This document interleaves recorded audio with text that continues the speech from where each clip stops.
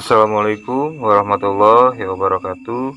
Kembali lagi bersama kami, channel Obor Malam. Kali ini saya akan membawakan sebuah cerita yang ditulis oleh akun Tiad Scream dengan judul Strategi Kecelakaan dan Tetesan Air Jeruk Nipis di Darah Korban. Untuk link cerita akan kami cantumkan di deskripsi. Silakan kalian follow dan juga support penulisnya supaya beliau bertambah semangat untuk terus berkarya. Oke, langsung aja ke ceritanya. Siang itu, Mbak Nur memarkirkan motornya untuk membeli bensin eceran. "Berapa, Mbak?" tanya pedagang bensin eceran. "1 liter aja, Pak," jawab Mbak Nur sambil memberikan uang kepada penjual bensin. "Kembaliannya nggak ada, Mbak," ucap penjual bensin eceran tersebut. "Ya sudah, nanti gampang kalau kesini lagi," jawab Mbak Nur. Mbak Nur lalu memulai menyalakan motornya untuk melanjutkan perjalanan pulang. Namun, tak lama kemudian ada kabar bahwa Mbak Nur meninggal tertabrak kereta api ketika dia mau menyeberang perlintasan rel kereta api. Menurut saksi mata yang melihat kejadian, ketika Mbak Nur mau menyeberang perlintasan rel yang tak ada palang pintunya, motornya sempat susah untuk melewati rel karena ban motornya nyangkut atau terganjal besi rel yang lebih tinggi. Sedangkan Mbak Nur memakai motor Vespa. Hingga kemudian ada kereta yang melaju dengan cepat, lalu menabrak dirinya hingga tubuhnya hancur. Karena posisi ketabraknya pas di tengah-tengah rel. Bahkan ada yang melihat antara pinggang dan perutnya terputus. Sedangkan kedua pahanya juga terputus. Semua bajunya robek. Banyak warga yang berkerumun datang untuk melihat kejadian itu. Tak terkecuali Paris, seseorang yang kebetulan dekat dengan tempat kejadian kecelakaan itu. Paris pun penasaran, siapakah korban yang tewas karena kecelakaan itu. Selain itu, dia juga penasaran tentang mitos tetesan air jeruk nipis di darah korban. Jadi, Paris pernah mendengar bahwa ada mitos ketika kita meneteskan air jeruk nipis di darah korban kecelakaan, maka si arwahnya itu akan mendatangi orang yang meneteskan air jeruk nipis tersebut. Paris hendak mencoba apakah mitos itu betul apa enggak, sambil dia membawa jeruk nipis yang sudah dia belah. Dia menghampiri tempat kejadian kecelakaan. Tanpa diketahui oleh warga yang lain, dia meneteskan air jeruk nipis tersebut ke darah korban. Selepas itu, lalu dia kembali lagi ke kosan. Sampai kosan, kebetulan ada temannya yang lagi di dalam. "Kak, tadi gua kasih jeruk nipis tuh sama yang korban kecelakaan tadi," ucap Paris sambil senyum kepada teman kosnya. "Aduh lu, kalau ada risiko apa-apa gimana?" ucap Eka. "Alah, paling setan, gak mungkin bisa bunuh juga kan," jawab Paris. "Riz, yang gue denger itu bisa sampai lama loh arwahnya kalau ganggu lu," ucap Eka. "Ya, nanti kita buktiin aja," ucap Paris dengan nada enteng. Singkat cerita, pukul 30 malam. Tak lama kemudian, di tempat kos Paris ketika dia habis pulang dari pekerjaannya, dia langsung masuk ke kamarnya. Dan di kamarnya langsung terhirup bau amis yang menyengat di hidungnya. Dia pikir ada bangkai tikus yang berada di kamarnya, walaupun itu tidak mungkin karena kontrakannya tertutup rapat dan tak ada celah buat tikus masuk. Dia mulai mencari dari mana asal bau tersebut. Selang beberapa lama tidak ditemukan asal bau tersebut. Akhirnya dia membuka pintu kamarnya, berharap bau tersebut hilang. Tak lama kemudian, pintu kamar mendadak menutup secara kencang. Brak! Suara pintu yang sangat keras. Hal ini sangat tidak mungkin jika bukan orang yang sengaja menutupnya. Karena tepat di depan kos hanya ada lorong sekitar 20 meter.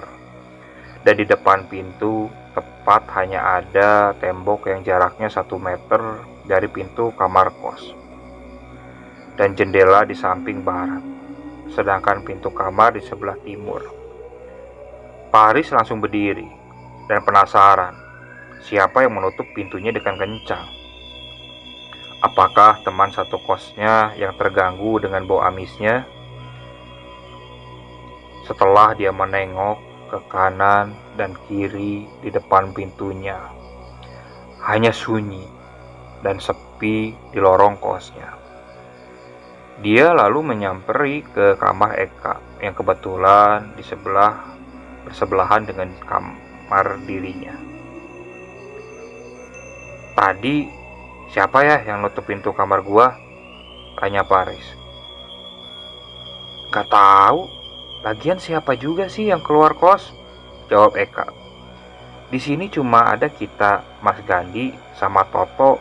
Mas Gandhi sama Toto juga lagi gak ada di kos," tambah Eka. Paris mulai mengecek siapakah yang iseng dengan dirinya.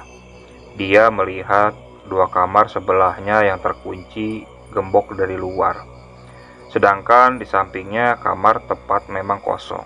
Dari dulu gak ada yang menempati. "Iya ya, kok sepi?" ucap dirinya. "Gak mungkin juga kan kalau angin?" tanya dirinya ke Eka. "Mungkin aja tuh korban kecelakaan tadi siang yang kamu kasih jeruk nipis," jawab Eka. Paris langsung terdiam dan mulai meninggalkan kamar Eka dan segera menuju ke kamarnya. Mulailah timbul rasa takut dalam diri Paris karena kejadian tersebut.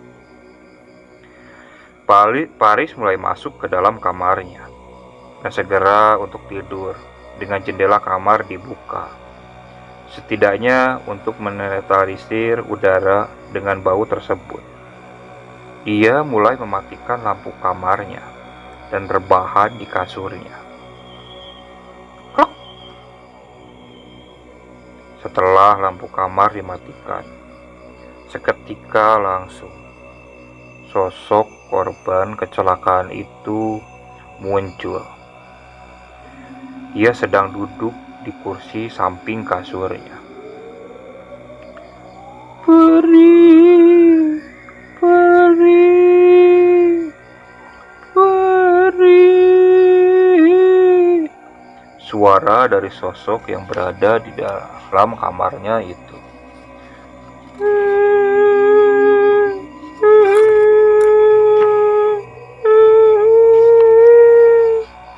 Diiringi suara rintihan kesakitan dari sosok wanita tersebut.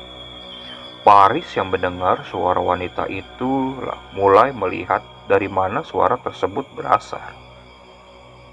Ketika Paris menengok, Paris langsung berhadapan dengan sosok penampakan korban kecelakaan yang tewas tadi siang. Dan sosok korban kecelakaan itu yang tadinya menunduk menangis, merintih kesakitan, mulai melihat Paris secara perlahan-lahan.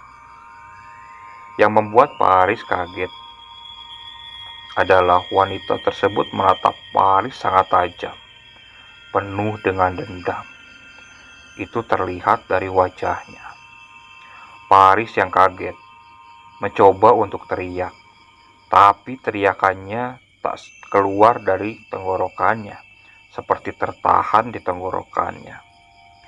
Dia juga merasa susah untuk bangun atau lari keluar kamar. Dia seperti membeku di kasurnya.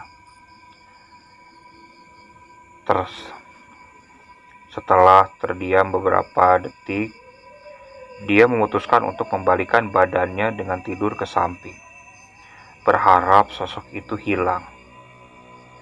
Beberapa menit kemudian, rasa penasaran Paris muncul. Dia ingin memastikan bahwa sosok wanita korban kecelakaan yang telah diberikan perasan jeruk nipis oleh dirinya, apakah masih ada atau tidak.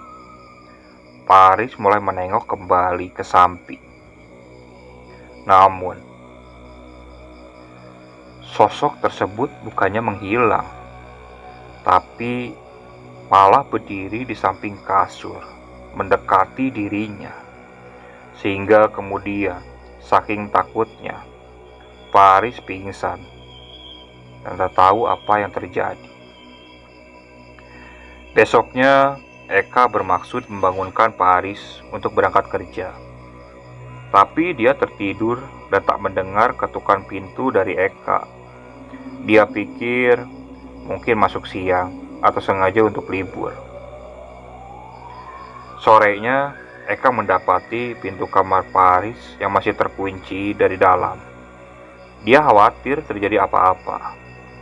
Akhirnya, Eka bertanya kepada salah satu tetangga kos yang kebetulan masih di kamarnya. Dan ternyata Paris tidak keluar kamar. Hingga akhirnya Eka menghubungi penjaga kos, mempertanyakan kondisi Paris yang tidak bangun sejak pagi. Mas Gandhi, Paris dari tadi keluar nggak ya? Tanya Eka.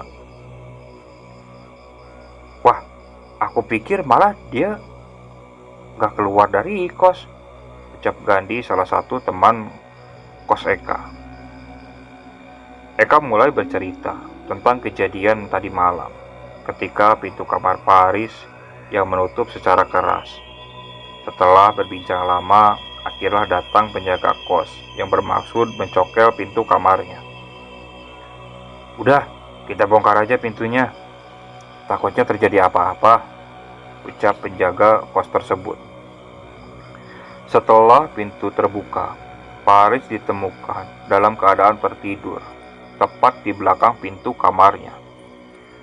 Eka dan yang lainnya mencoba membangunkan dirinya untuk mengetahui apa yang terjadi, karena tak biasanya dia sampai tertidur begitu lama. Setelah beberapa jam kemudian, dia bangun, namun dia masih terdiam. Ditanya pun masih diam. Bapak kos berpikir mungkin baru bangun dan belum sepenuhnya sadar, karena dia pikir mungkin Paris sakit. Walaupun dia mendapati Paris yang tertidur di belakang pintu kamar kosnya. Tak lama kemudian, Bapak kos dan Mas Gandhi mulai meninggalkan kamar Paris. Di sana hanya Eka dan Paris saja. Ya sudah Kak, Bapak tinggal ya, ucap Bapak kos. Kali aja Pak Aris sakit, tambah Mas Gandhi. Eka segera mendekati Paris dan menanyakan apa yang terjadi dengan dirinya. Riz, apa sih yang terjadi? Kok bisa kamu tidur begitu lama? Ini udah sore loh, ucap Eka. Hah? Apa? Udah sore? Jawab Paris seperti panik. Aku takut Kak. Aku takut ketika malam Kak, tambahnya. Paris pun mulai bercerita tentang apa yang dia alami oleh dirinya. Dari mulai pintu kamar yang tertutup dan bau amis yang berada di dalam kamarnya, serta sosok korban yang menampakkan diri kepada dirinya. Duh, Riz, semua ini karena ulahmu sendiri loh, ucap Eka setelah mendengar cerita dari Paris. Paris hanya terdiam. Lalu Paris mulai bercerita lagi. Dia pun mimpi. Ternyata dia bermimpi sosok wanita korban kecelakaan yang diteteskan air jeruk nipis tersebut mendatanginya. Tak hanya di dunia nyata, ternyata di dalam mimpi pun dia mendatanginya. Dalam mimpinya, dia dihampiri sosok itu di mana dia berada. Dan di dalam mimpinya, sosok tersebut berkata kepada Paris dengan penuh dendam, "Aku akan mendatangimu setiap malam."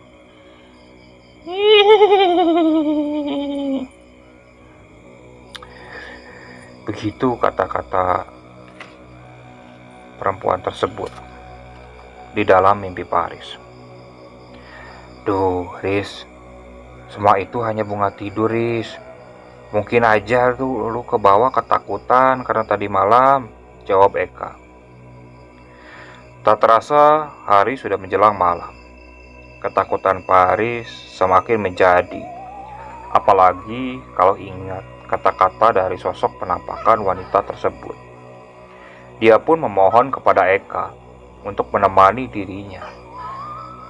Sesungguhnya Paris ingin sekali membicarakan tentang perbuatannya kepada keluarga korban, tapi dia takut dengan perbuatannya.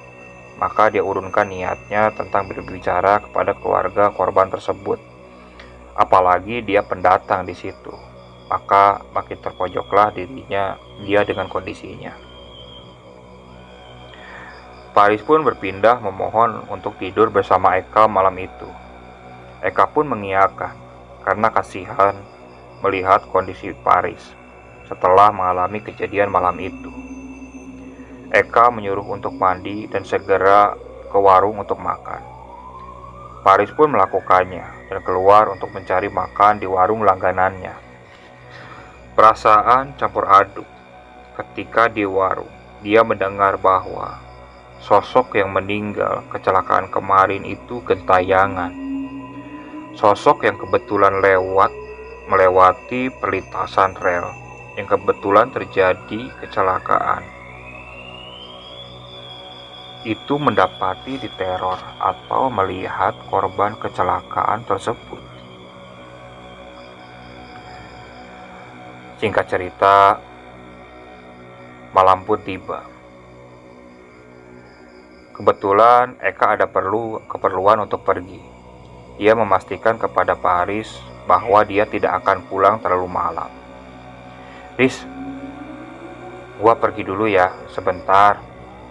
Paling sekitar jam 10-an udah balik kok," ucap Eka. "Ya udah Kak, gua tunggu ya," jawab Paris. "Udah, lu dengerin lagu aja tuh," kata Eka dengan menunjukkan radio tipnya. Tak lama setelah Eka pergi meninggalkan kos, tiba-tiba lampu kos mati.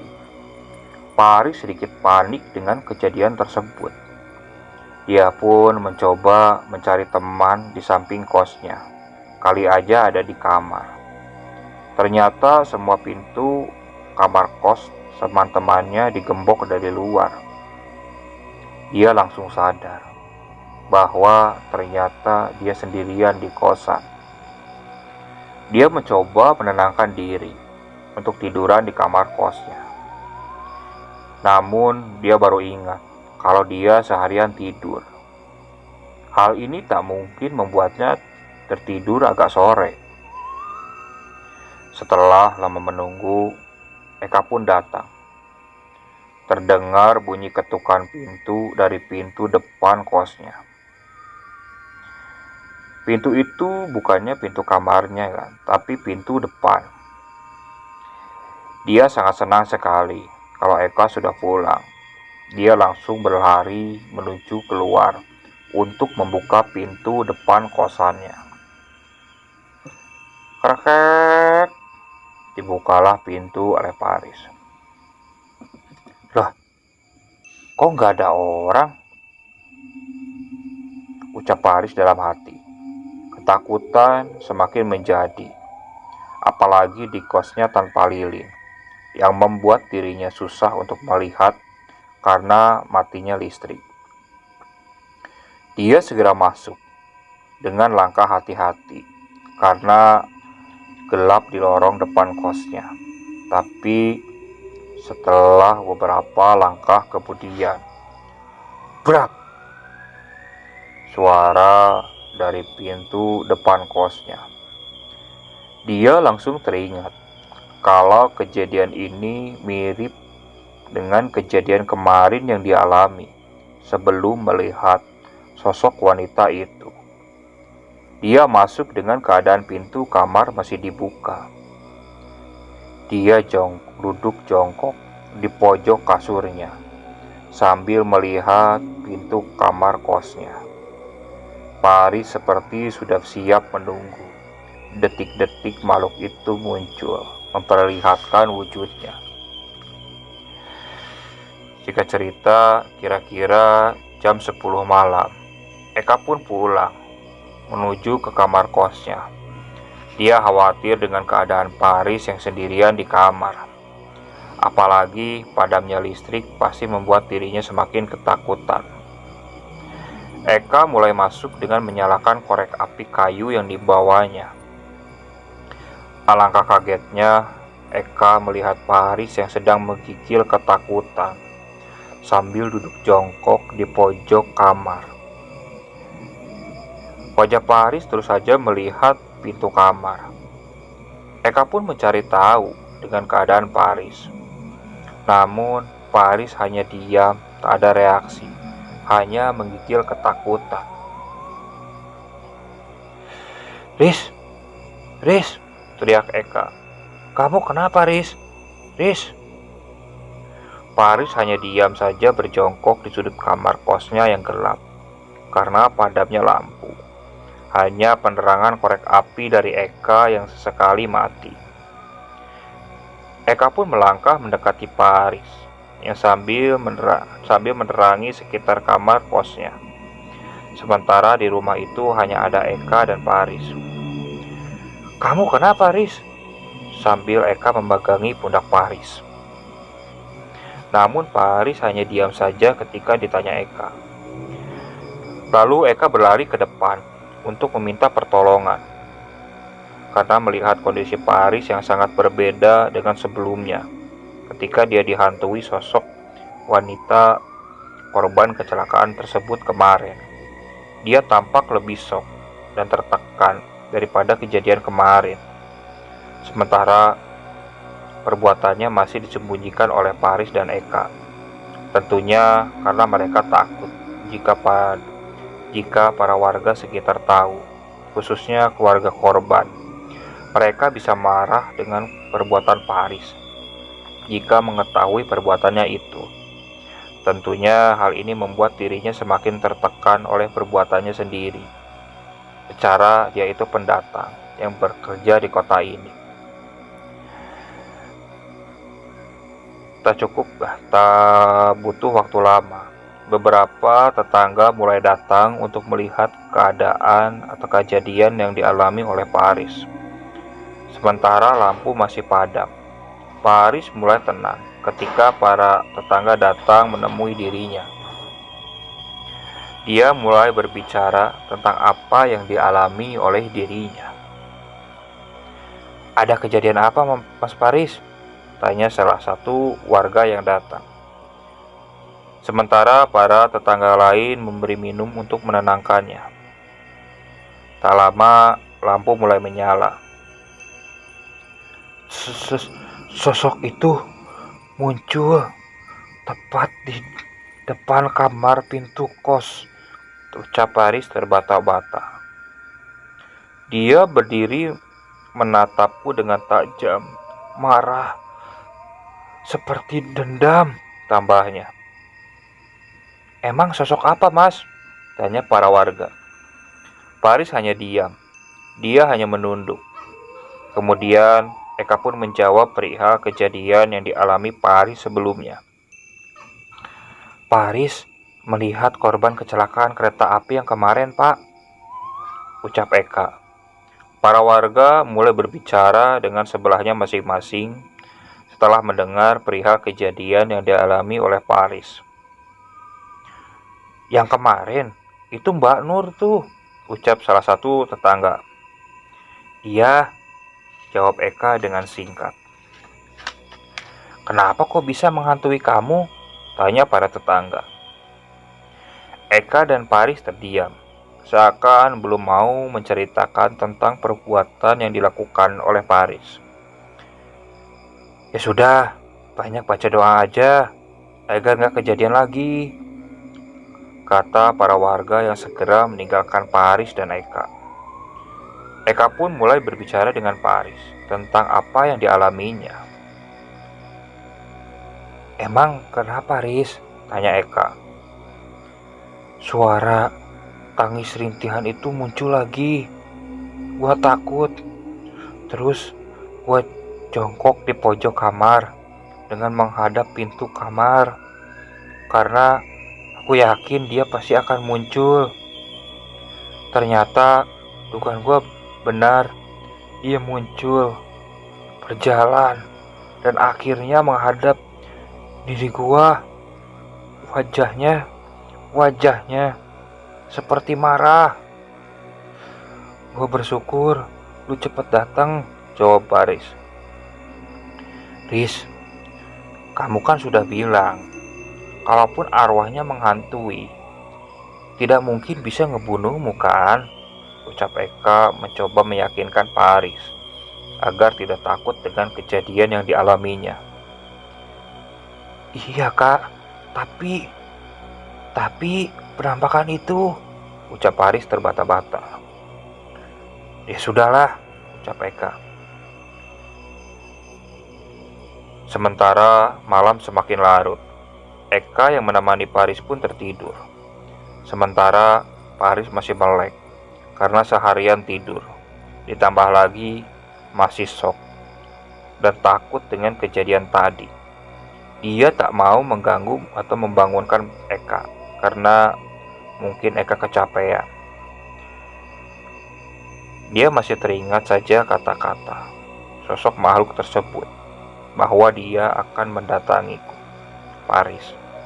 Sementara waktu sudah menunjukkan pukul 1 malam. Tentunya hal tersebut membuat dirinya semakin ketakutan karena Eka sudah tertidur pulas, sedangkan dirinya masih terjaga malam itu. Ditambah mendadak dirinya ingin kencing. Dia pun mencoba memberanikan diri untuk ke kamar mandi.